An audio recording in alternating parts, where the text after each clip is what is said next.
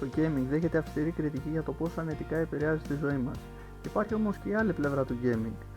Μια έρευνα που διεξήχθη από την Teladoc Health πριν από πολλούς μήνες επιβεβαιώνει ότι το gaming, ότι αν παίζεις με μέτρο, το gaming βοηθάει στην βελτίωση της ψυχολογικής μας κατάστασης, καθώς όταν παίζουμε βιντεοπαιχνίδια νιώθουμε μια ανακούφιση και ξεχνάμε όλα τα προβλήματα που μπορεί να είχαμε μια συγκεκριμένη μέρα. Δηλαδή σκέψου το, μπορεί να έχεις μια δύσκολη μέρα οπουδήποτε, στη σχολή σου, στη δουλειά σου, στο σχολείο σου, και μπορείς να θέλεις να κάνεις κάτι για να ξεχάσεις αυτά τα προβλήματα.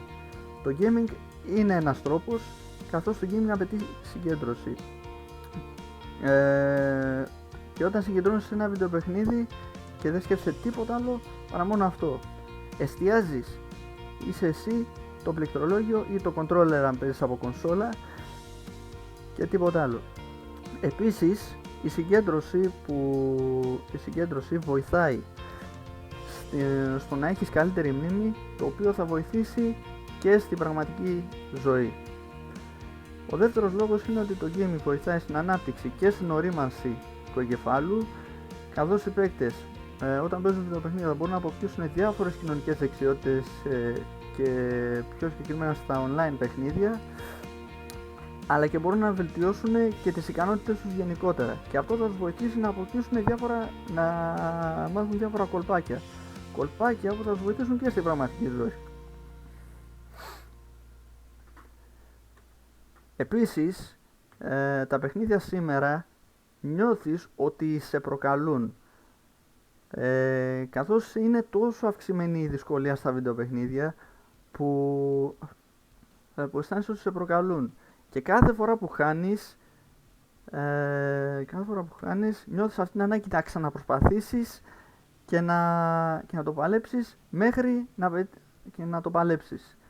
να περάσεις, δηλαδή με λίγα λόγια σου βάζει εμπόδια ένα παιχνίδι και πρέπει να προσπαθήσει και θες να περάσεις αυτά τα εμπόδια, και κάθε φορά που χάνεις προσπαθείς μέχρι να τα περάσεις αυτά τα εμπόδια. Με λίγα λόγια, ο παίκτης βάζει ένα συγκεκριμένο στόχο και αυτό θα το βοηθήσει και στην πραγματική ζωή να βάλει στόχους έτσι ώστε να μην τα παρατήσει εύκολα. Δηλαδή με λίγα λόγια, το μήνυμα των βιντεοπαιχνιδιών όταν χάνεις είναι το εξής: μην τα παρατάς, συνέχισε μέχρι να τα καταφέρεις. Θα μιλήσω για τα αρνητικά του gaming. Το να κάθεσαι πολλές ώρες σε έναν υπολογιστή δεν είναι καθόλου καλό για το σώμα. Όσο καλό είναι για το μυαλό, τόσο κακό είναι για το σώμα. Και θα σας πω το γιατί. Αν κάθεσαι πάρα πολλές ώρες σε έναν υπολογιστή, τότε αυξάνεται ο κίνδυνος παχυσαρκίας, δηλαδή λόγω της καθιστικής ζωής,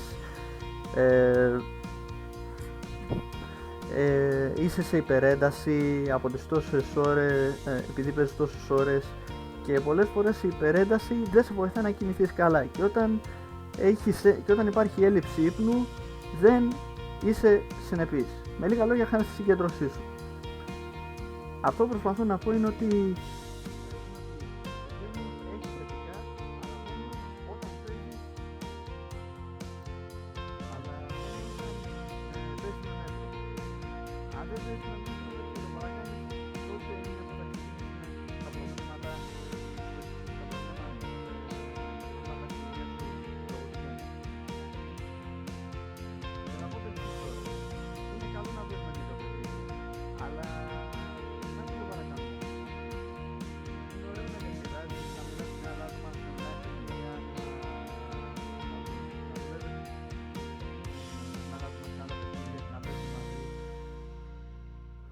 αλλά καλό είναι μερικές φορές να παίξεις για 1,5 ή 2 ώρες και μετά να κλείσεις τον υπολογιστή, να βγεις έξω, να πάρεις λίγο καθαρό αέρα. Αυτό ήταν το βίντεο. Άμα σας άρεσε, κάντε ένα like και μια εγγραφή στο κανάλι και θα τα πούμε στο επόμενο βίντεο ή live stream. Bye!